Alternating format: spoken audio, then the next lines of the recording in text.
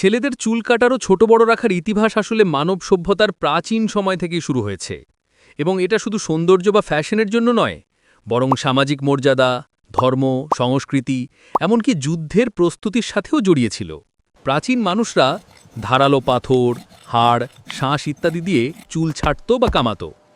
চুল ছোট রাখা যুদ্ধের সুবিধাজনক ছিল, যাতে শত্রুরা যাতে টেনে ধরতে না পারে।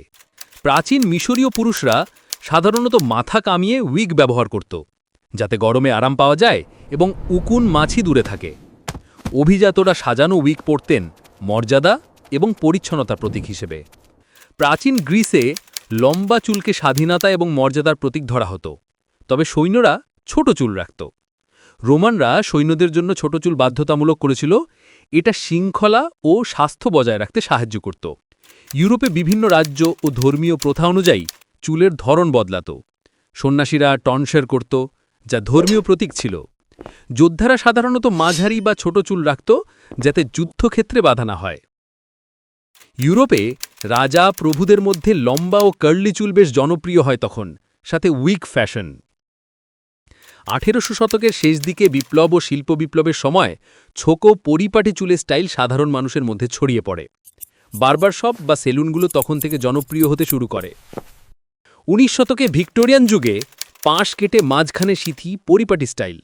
আমেরিকায় কাউবয় ও শ্রমিকরা ছোট, সহজ রক্ষণাবেক্ষণযোগ্য কাট রাখতেন। 1920-30-এর দশকে সেনাদের জন্য বাধ্যতামূলক ছোট চুলের নিয়ম চলে আসে, স্বাস্থ্য, নিরাপত্তা ও ইউনিফর্মিটি বজায় রাখার জন্য। 50-এর দশকে ছোট ও পেছনে চিরুনি করা স্লিক হেয়ারস্টাইল জনপ্রিয় হয়। 60-এর দশকে রক মিউজিকের প্রভাবে লম্বা চুল আবার ফ্যাশনে আসে। 80-90 দশকে নানা ধরনের কাট, যেমন ক্রু কাট, আন্ডারকাট, ফেড, স্পাইক, ম্যানবান ইত্যাদি জনপ্রিয় হয়। 2000 সালের দিকে ফেড, বাসকাট, জেল স্পাইক জনপ্রিয় হয়।